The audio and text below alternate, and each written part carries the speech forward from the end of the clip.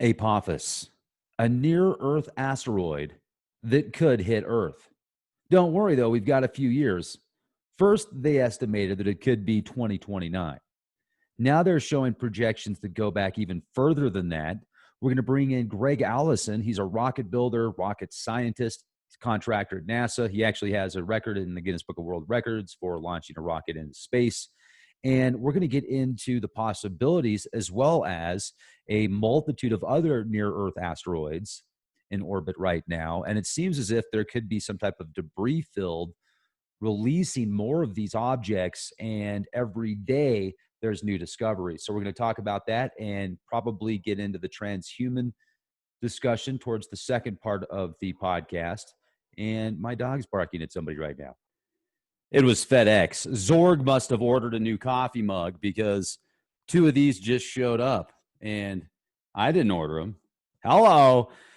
Yeah. So where was I? Okay. Yes. Near Earth asteroids and we might get into the transhuman movement and the Neuralink.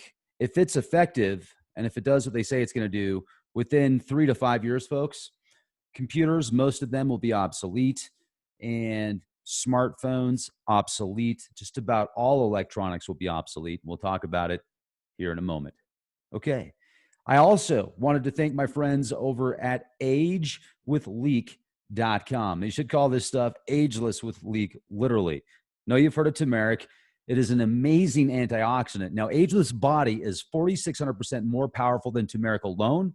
It uses 4 of the world's best ingredients for immune supporting powerhouses. It's the #1 immunity support product. Ageless Body is also going to give you 167% of your daily recommended value of vitamin C in a highly bioavailable form called magnesium ascorbate. Get yours with the 51% discount and the free shipping in the US. Healthier looking skin. Rejuvenate your body at the cellular level with Ageless Body from BioTrust. So you go to agewithleek.com. Okay, now I think it's time to bring in Gregg. Apollyon. Uh-huh. And you know the number on Apophis is 99942. 999 upside down is what? 666. Then you got 42, which equals 6 again. Yeah, and it's the answer to all things, the Hitchhiker's Guide. And then you've got and believe it or not, the verse in the Bible where they for the Apollyon is named, Revelations 9:11. I shit you not. I got the Bible right here. I'll pull it out and read it. That'll freak people out. Well, we're recording right now, so. Oh, are we? Yeah. Oh shoot. So folks, are we serious or are we from serious? we're both. Now so you were the one that said, yesterday, you're like, Rex, this could be a pretty big deal. Now it's estimated to be approximately 20, like a long way away though. I mean, it's as far as the time frame goes, it's going to be 48 years from now. But here's the question. They first found this thing and they said that it might hit in 2029. Remember that? All right. So here's the thing with Apophis. Apophis, when they first discovered it, we weren't as good with knowing what was coming, how it was coming at us, and there was a lot of scare. Apophis looked like it was going to hit us, and now they said it was near miss. So the first date was April 13th, Friday the 13th, in 2029. Now it is going to come in close on that date, and then it's going to come back around in 2036. And there was concern for a bit that it might pass through a certain keyhole in orbit where if it passed through it, it could hit us in 2036.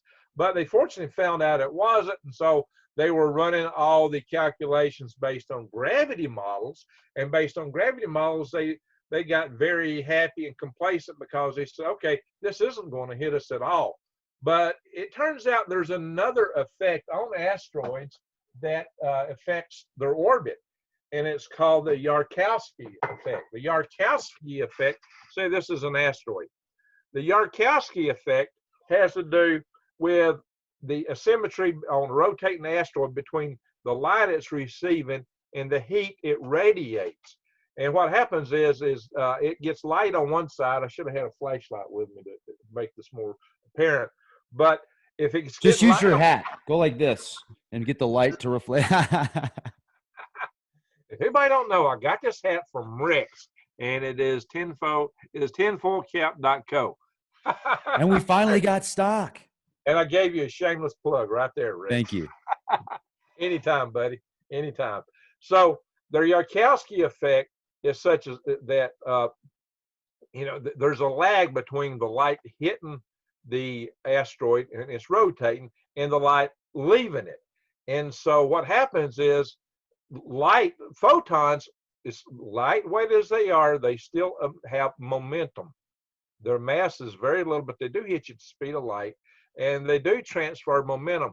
So added up over a good period of time, the Yarkowski effect will actually move the orbit of an asteroid or a meteoroid in space. It's not as much on the bigger bodies like Earth, but on smaller bodies, it can be pretty significant over time.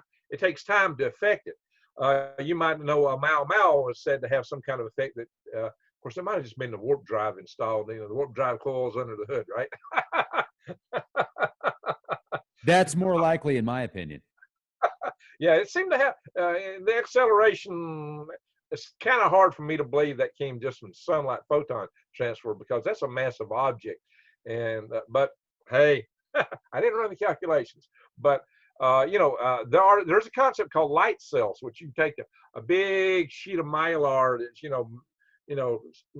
almost a kilometer would be better, miles if you do would be even better. Big sheet of mylar, maybe extremely thin, an atom thin if you could do it. The sunlight would hit it, reflect off of it, and transfer momentum, and it would provide propulsion. And I did a video. Everybody needs to check out my Galactic Gregg's channel, because I've got videos on there. One of them is on light selling on light, and they're actually building these things now, and they work. So they're very interesting. But it does have that transfer. And what they found is they were using the Subaru telescope, which is a Japanese telescope on Hawaii's Mauna Kea Island there. And, there's a lot of observatories up on Mauna Kea. And there was an American team doing this now. They were with the University of Hawaii, and the spokesperson was David Tholen. And Dr. Tholen, he announced that, there you go, boom, that's what it looks like. Rex, that 450 meters translated in feet for us poor Americans is about 1,400 feet. That is 1,425.6 feet to be exact. So that's big. That would really put a lot of a major impact on us. We can talk about what that impact will look like. So, something that big hits us. It would hit us hard. But this thing has been moved by this light. And what they're found is that it has caused the orbit to change every year by 170 meters. So an orbit is an ellipse, Rex. It's an ellipse. And on an ellipse, you have two different axes. The major axis is along the long side, and the minor axis is on the short side. And half of either one would be called the semi-major or semi-minor axes. So the semi-major axes they looked at, they found was decreasing by 170 meters per year. And, over a few years, that really adds up, Rex. And so what they found is that when this thing comes back around in 2068, in April 2068, it could actually hit us. Now, when an asteroid hits Earth, a big one, a really big one, it comes in so massive, so fast, it's coming in over, like 40-something thousand miles an hour, Rex. It could, over 25,000 up to maybe 50,000 and ranges like that. They come in fast, and they got a lot of mass, and the energy is just off the charts for what they would unleash all at once. They claim that when the asteroid came in that hit Chicxulub, that wiped out the dinosaurs, that it was compressing the air under it. There was so much, so fast, that the air between the asteroid and the ground before it impacted was like 10 times hotter than the sun. Now that impact was on the order of 1,200 megatons. A megaton is 1,000,000 tons. So That was no. That would be the impact of Bennu. It was 100 million megatons, Rex, for the one that hit Chicxulub. Apophis would be more like Bennu. I don't know what the exact megatonnage of Apophis is. It's a little bit smaller than Bennu. Bennu that's the one that would hit with 1,200 megatons. A megaton is 1,000,000 tons of TNT. For example, what we dropped on Japan was on the order of the end of World War II, 15 kilotons, 1,000 tons, much smaller than a megaton. So, that you're showing right there just how close this thing's will be coming to Earth again and again. And this is in 2029. Yeah, it's going to come in under the satellites, geosynchronous satellites. Now, to put that in perspective, Earth's Could it hit some satellites? Huh? Could it hit satellites? Yeah, it could. It's not likely. There's still far space, but it could. If it did, it would make a mess in geosynchronous orbit. The orbital debris would be a real issue. Space is large. There's a lot of distance between objects in space. The problem is they're traveling so fast. When they do hit, they create a lot of debris. It can cause a lot of problems. Geosynchronous orbit is 22 to 23,000 miles from the surface of Earth. Earth is 8,000 miles. You could almost fit 4 Earths between the surface of Earth and geosynchronous. Not quite, but you're getting close to that, 3.5 or something. It's still a fair bit of space between geosync and Earth, but that is getting really close. So anytime an asteroid comes in underneath the geosynchronous we take a lot of notice. Now, see, what it shows there is the gravitational effect of it passing Earth will bend the trajectory of the asteroid. And that's what happens. These asteroids pass the planets and other bodies. They have impact on them. Same thing happens with comets. And that's why sometimes it's a little hard to predict some of these orbits very precisely. And there's other things like a comet has jets on it, and they'll outgas, and that changes them a little bit too. Or they break apart some, you can get some of that with an asteroid too, not like a comet. But so that's why we've got to really watch these things. And of course, there's the ones that we don't know about. But if one of these things hits, Rex, they hit, and they not only do you have to worry about the blast. The initial blast is light and heat that would radiate out for hundreds, maybe 1,000 or better miles from this guy. This one is not as big, of course, as the one that got the dinosaurs, but you would have heat and light radiating out for a long distance, at least I'd say 600 miles probably. And then you would have this would kick materials up into the stratosphere, maybe even into Earth orbit, maybe even escape velocity. They believe the one that hit Yucatan Peninsula, wiped out the dinosaurs, Rex, kicked a whole mountain worth of material into escape velocity, which means out into space. The whole mountain of Earth. And a lot of our atmosphere was probably lost due to, I think every time we get one of these impacts, Earth's atmosphere gets thinner on these big impacts. And I think that's the reason why creatures used to be bigger. It was the air was heavier and denser, and it's not today. So, we might have to get the size of little Putnians one of these days.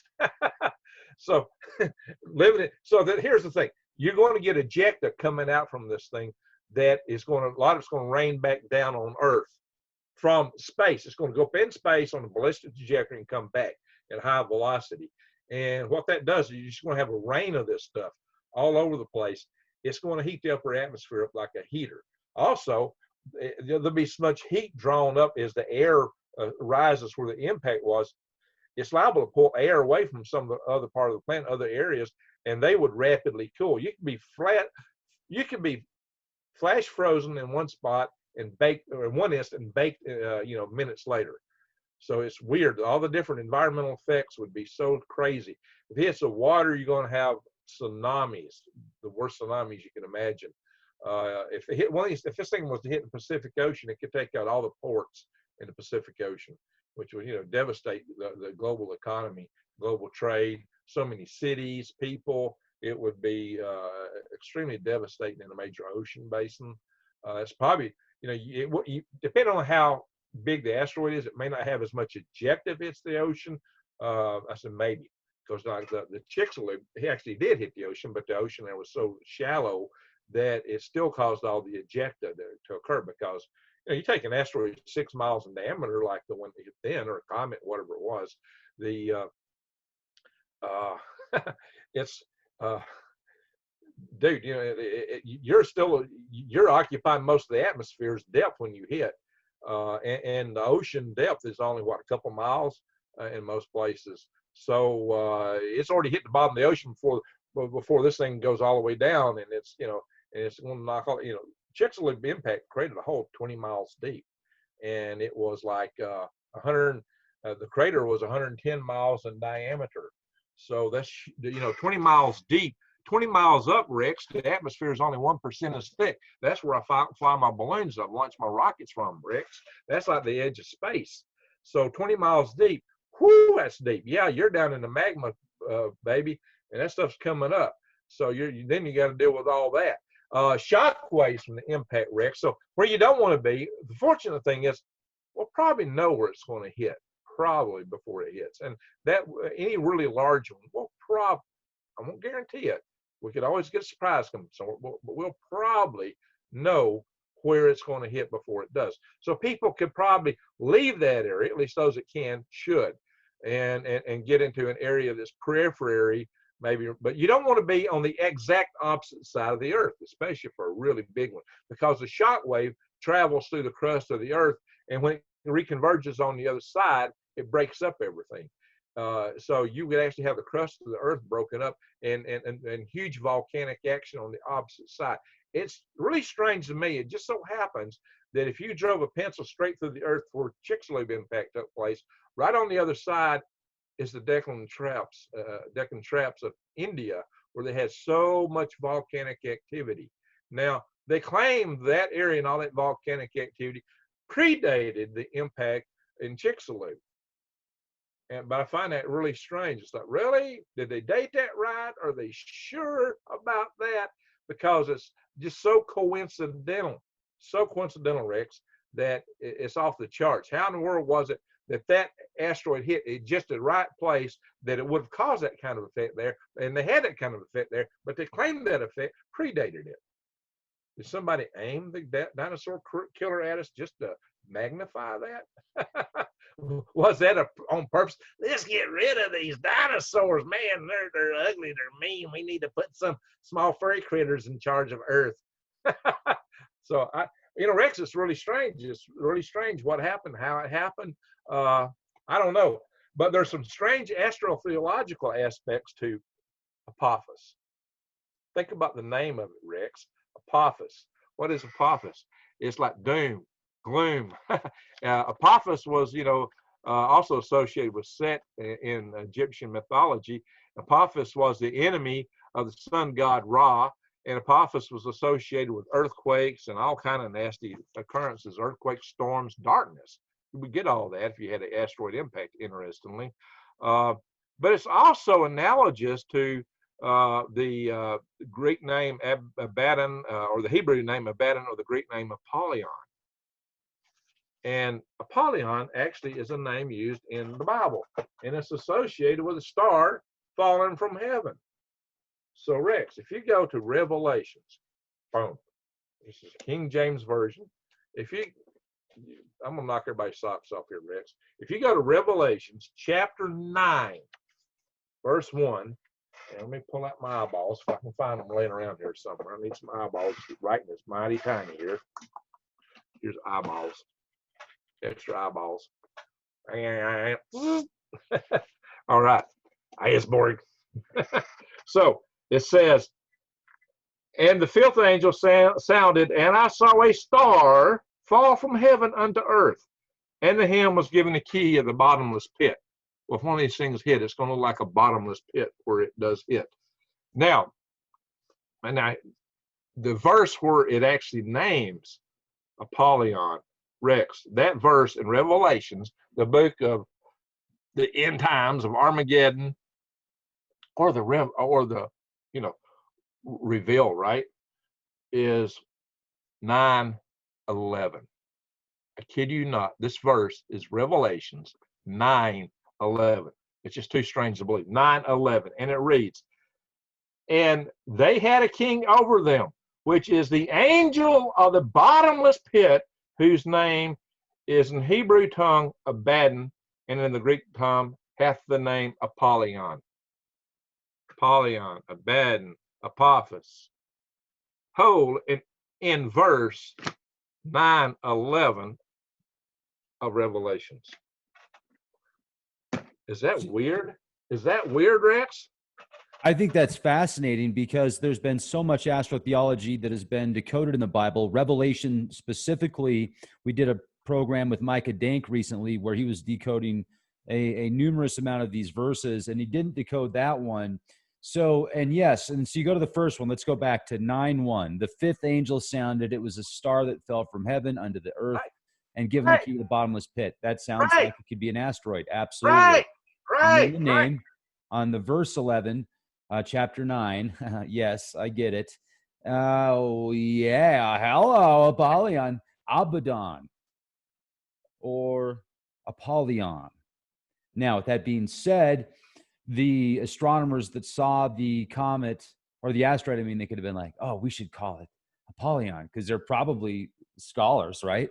So, but I still think that's super cool, man. And you think 2068. Could be, could So be. why is it most showing Well, more? So we tell us don't more know. about the data for 2068. Rex, the data says right now they believe the probability that it will hit us is 1 in 500, 1 in 150,000. Now, but hey, there is this, and there's asteroid impacts and all kind of stuff in the Revelations and those verses right here. The mountain thrown in the sea when the second angel blows his trumpet. There's all the fire and ice. Thrown cast down from heaven, brimstone. That book is full of that stuff, Rick. So, the effects it talks about, the darkness, the color of the moon, you can't see the moon, the sun, the stars. Well, that's like having all the stuff thrown in the atmosphere you would get. The kind of effects described in Revelations matches the kind of effects you would actually have on an asteroid impact or a major super volcano going off. And so I got to really wonder, how do the guys writing that stuff know that stuff, Rex? That's a bit of a stretch. How do they connect those things? That I find highly, highly, highly interesting. Now, that don't mean there isn't something that's going to come along tomorrow morning or the next day or earlier. That don't necessarily mean that Apophis is exactly what it's talking about. That's what we call Apophis is exactly what it's talking about in Revelations 9:11. But it could be. It could be. If it is, that would date the time of the anti-X, Antichrist, right? That would date the time of the great tribulations in the Bible. And that's a big if. And some people think that all this is already upon our shoulders and about to commence instantly. Rex, I don't know. We're just not given to know these things. Even in the Bible, it says no man knows the day and the hour. So, and if these things are to come pass, and some people think that all these things have already come to pass, and that this is metaphorical. I'm not here to judge that, Rex. I just find it highly interesting that this asteroid has that name. That name appears in the Bible in verse 9:11 of the Book of Revelations. That'll just spin your head off, Rex. It's wow. Great find, Greg. No, for real. I mean, the connections there are pretty undeniable, in my opinion. That's pretty compelling. That's definitely enough to think more about this. And I wouldn't be surprised if there's something else, like you said, something else could come around tomorrow, another comet or asteroid that we could have opportunities. But that one in particular, and 40 years away, 48 years away, that's not that far out. And 2029, that's the first time it's getting close. It could get even closer then. And like you said, with the sun, but hopefully not. Hopefully not. Hopefully, but at the same time, we should probably have technologies that could move these things away. Well, in 2029, it could hit a satellite that could throw its orbit off. When it comes back around in 2036, it could hit us. There's things that could happen that we just don't know. Or somebody might decide to weaponize it. Some country might decide, oh yeah, I think I could direct this thing and I could put it right there. Now let's hope that never happens, but yeah, man. Now that's interesting. The future of possibilities there. Yeah. Huh. Yeah. Well, go ahead. So these are all things to take into consideration. But now, like, you know, I was kind of getting into the prepping side of what do you do? Well, you don't want to be where it's going to hit, of course, and you don't want to be on the opposite side of the earth. Now, this is not as big as the one that hit Chicxulub, so I don't know how much, if it would actually cause earthquakes on the opposite side of the earth, it might. Chicxulub would have just tore the crust of the earth up on the opposite side. That thing was so big. But I wouldn't want to be there.